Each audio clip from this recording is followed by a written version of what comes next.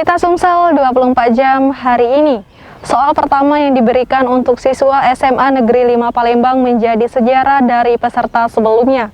Dari soal Historia Vitae, SMA ini sudah mendapat sang juara yang akan berlaga pada babak final 7 Desember nanti. Andromeda Satria sama sekali tidak menyangka jika pilihan dari jawaban soal pertama menghantarkan dirinya meraih peringkat pertama dalam lomba sang juara. Andromeda berhasil mewakili SMA Negeri 5 Palembang untuk maju dalam Grand Final bersama dua temannya Nabila Syafiqah dan Fauzan Ngabdul. Andromeda mengaku raihan prestasi yang dia peroleh di luar dari ekspektasi. Sebelumnya dia hanya menargetkan 6 besar dari babak penyisihan tersebut. Seneng sih, udah expect soalnya mikir kalau paling 6 besar. Jadi ya seneng. Tapi memang ngangkat pertanyaan tadi memang percaya dirinya atau salah ngangkat? Sebenarnya percaya diri sih, karena ingat pernah SMP rasanya pernah baca kalau Histori Magistra Vitae itu bukan peradaban, tapi ada arti lain. Dia juga mengaku percaya diri mengangkat jawaban berbeda dengan yang lain. Hal ini dikarenakan soal yang dibacakan pernah didengar saat masih duduk di bangku SMP. Guru pendamping SMA Negeri 5 Palembang, Aryani Iswani mengaku akan memberikan latihan khusus kepada para juara yang mewakili sekolahnya pada babak Grand Final nanti. Ya insya Allah kalau biasanya yang sudah-sudah kan tahun yang lalu memang kita sempat jadi juara kan 1, 2, 3 dari SMA 5 ini. Nah jadi insya Allah dalam sudah dapat 3 besar ini akan diadakan untuk latihan-latihan biasanya seperti itu. Supaya karena kan yang dihadapi ini itu ada dari sekolah lain kayak itu. Jadi kita butuh waktu untuk belajar lagi, lebih tahu lagi tentang museum, belajar lebih tahu lagi tentang sejarah yang lebih luas lagi itunya. Sementara itu, hari terakhir babak penyisihan sang juara ditutup dengan lagu Hemne Guru yang dinyanyikan siswa MAN 3 Palembang. Selain SMA Negeri 5 Palembang, hari terakhir babak penyisihan juga diikuti SMA Negeri 6 Palembang dan MAN 3 Palembang. Dari persaingan puluhan siswa SMA Negeri 6 Palembang yang berhasil melaju ke babak final terdiri dari Tiara Jana, Naila Sabrina Holik, dan Rizky Amelia Putri. Sementara perwakilan dari MAN 3 Palembang yakni M. Maidi Wanmar, M. Iza Akdwiki, dan Ismail Muhammad. Reporter dan juru kamera, tim Sumsel 24 jam palpres.com. Pemirsa, tim Ikatan Sepeda Sport Indonesia Kota Lubuk Linggau berhasil keluar sebagai juara umum pada Pekan Olahraga Provinsi Sumatera Selatan. Raihan prestasi ini mengulang porprov sebelumnya di Kota Prabu Muli.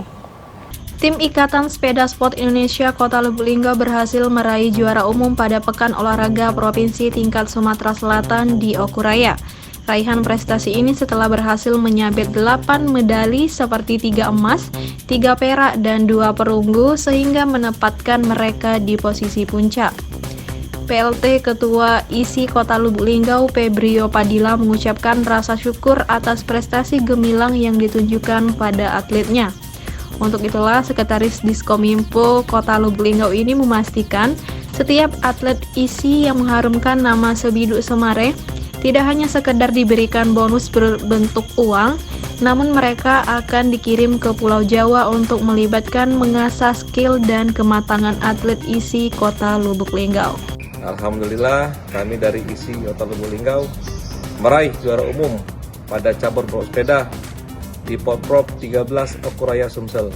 Tentunya ini adalah keberhasilan kita bersama dan support penuh dari pemerintah Kota Lubuk Linggau, KONI Lubuk Linggau, ofisial pelatih dan atlet adalah kunci utama faktor yang bisa mengantarkan kami untuk juara umum. Ke depan, kami ISI Kota Lubuk Linggau akan lebih meningkatkan skill dan kemampuan kepada atlet kami yang berprestasi dengan menyekolahkan atau memberikan pelatihan mereka ke Pulau Jawa agar mereka dapat bersaing pada event regional, Pulau Sumatera, dan nasional. Lubuk Linggau bisa, ISI Jaya. Reporter dan juru kamera, Frans Kurniawan, palpres.com. Ratusan guru di Kabupaten Empat Lawang mengikuti pelatihan yang digelar Sumatera Express Group Harian Rakyat Empat Lawang dan Dinas Pendidikan dan Kebudayaan. Kegiatan ini sendiri diselenggarakan untuk memperingati HUT PGRI ke-76 dan Hari Guru Nasional 2021. Ratusan guru se-Kabupaten Empat Lawang mengikuti pelatihan pendidikan yang digelar Sumatera Express Group, Harian Rakyat Empat Lawang dan Dinas Pendidikan dan Kebudayaan Empat Lawang. Kegiatan untuk pertama kalinya digelar ini untuk memperingati HUT PGRI ke-76 dan Hari Guru Nasional 2021. Dari hasil pantauan, peserta begitu antusias mengikuti pelatihan untuk tenaga pendidik.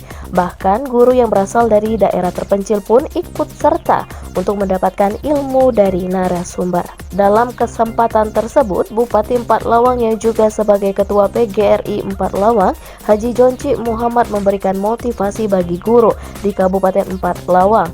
Jonci juga mengaku sangat bangga akan profesi guru. Sementara itu, Direktur Sumet.co, Haji Mahmud mengatakan, pelatihan pendidikan ini merupakan yang ke-8 dari semua kabupaten kota yang dikunjungi. Pelatihan ini memberikan strategi belajar mengajar kepada guru, namun hanya sebagai alternatif yang mudah-mudahan bisa diterapkan kepada anak didik. Reporter dan juru kamera Eko Wahyudi, Palpres.com.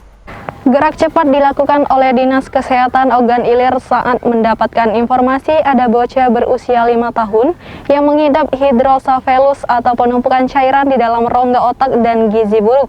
Kamis kemarin, bocah bernama Wahyu Hidayat itu dibawa ke RSUD Ogan Ilir di Tanjung Senai guna perawatan medis. Diketahui bocah berusia 5 tahun bernama Wahyu Hidayat, warga Dusun 3, Desa Teluk Kecapi, Kecamatan Pembulutan, Kabupaten Ogan Ilir, menderita hidrosefalus dan gizi buruk. Kondisi anak 5 dari pasangan suami istri Sofar dan Rusmi saat ini kian memprihatinkan. Pihak Dinkes Ogan Ilir yang mendapat informasi terkait bocah ini langsung bergerak cepat untuk membawanya ke Rumah Sakit Umum Daerah Ogan Ilir. Kepala Dinas Kesehatan Haji Hendra Kudeta melalui Kabid Kesehatan Masyarakat Rahmat Edward menjelaskan pihaknya melalui Puskesmas dan Badan Desa setempat sudah rutin melakukan pengecekan kesehatan Wahyu Hidayat dan memberikan makan bergizi. Tapi menurut dia, selama ini keluarga yang bersangkutan tidak mau sang bocah dibawa ke RSUD Ogan Ilir. Namun saat melihat kondisi Wahyu Hidayat kian memburuk, akhirnya keluarga bocah itu mengizinkan anaknya dibawa ke rumah sakit. Dinas Kesehatan bersama pihak RSUD Ogan Ilir lanjut dia akan berusaha memaksimal mungkin untuk memberikan pelayanan yang terbaik untuk bocah tersebut, termasuk jika memang perlu dirujuk ke Rumah Sakit Palembang. Kabupaten Ogan Ilir berkaitan dengan adanya kasus hidrosefalus pada anak balita di Kabupaten Ogan Ilir, kami Kesehatan Ogan Ilir sepenuhnya akan mengakomodir dari pengobatan anak tersebut. Jadi di sini sudah dibawa ke Rumah Sakit Tanjung Senai Ogan Ilir, sudah dilakukan perawatan, sudah dilakukan pemeriksaan dan semacamnya, dan sudah kami mintakan agar ditindaklanjuti, ditingkatkan KU anak tersebut. Nanti selanjutnya setelah diperiksa oleh dokter spesialis akan diambil tindakan lanjutan, atau apakah bisa ditangani dengan operasi di sini atau mungkin harus dikirim ke rumah sakit yang lanjutan. Tadi sudah kami bicarakan ke pasien, ke keluarga untuk tidak khawatir. Tadi mengeluhkan takut masalah biaya. Nanti Dinas Kesehatan akan mengakomodir, kita upayakan, kita urus asuransinya atau segala macam. Mungkin nanti tadi ada untuk tambah darah ya, pasien tadi perlu tambah darah karena HB-nya sangat rendah. Mungkin nanti dibantukan biayanya dari Dinas Kesehatan atau dari RSUD juga. Sementara Rusmi, ibunda Wahyu Hidayat mengatakan putra mereka kerap mengalami kondisi kesehatan yang tak menentu sejak usia 1 tahun. Wahyu sejak kecil sering sakit-sakitan. Menurut Rusmi, memang selama ini banyak pihak memintanya agar anaknya dibawa ke rumah sakit. Namun dia tidak mau karena tidak punya biaya. Sebab untuk pengobatannya gratis, tapi biaya mereka menunggu dan transportasi tidak ada. Dijelaskannya juga bahwa puncak penurunan kesehatan anaknya sejak 2 bulan lalu. Kondisi kesehatan Wahyu mulai memprihatinkan. Berat badannya turun drastis, tubuh, kaki, dan tangan Wahyu juga kurus. Dari awalnya berat badan 12 kilo, sekarang 7,8 kilo. Selain itu, Wahyu juga mengalami gejala hidrosefalus, kepalanya berukuran lebih besar daripada ukuran sewajarnya. Keseharian Rusmi dihabiskan untuk menemani putra bungsunya itu. Sementara suami Rusmi, Sopar, bekerja mencari nafkah dengan menjadi kuli bangunan yang penghasilannya tak menentu. Reporter dan juru kamera, Wijan, Palfres.com. Berita terakhir Sumsel 24 jam hari ini.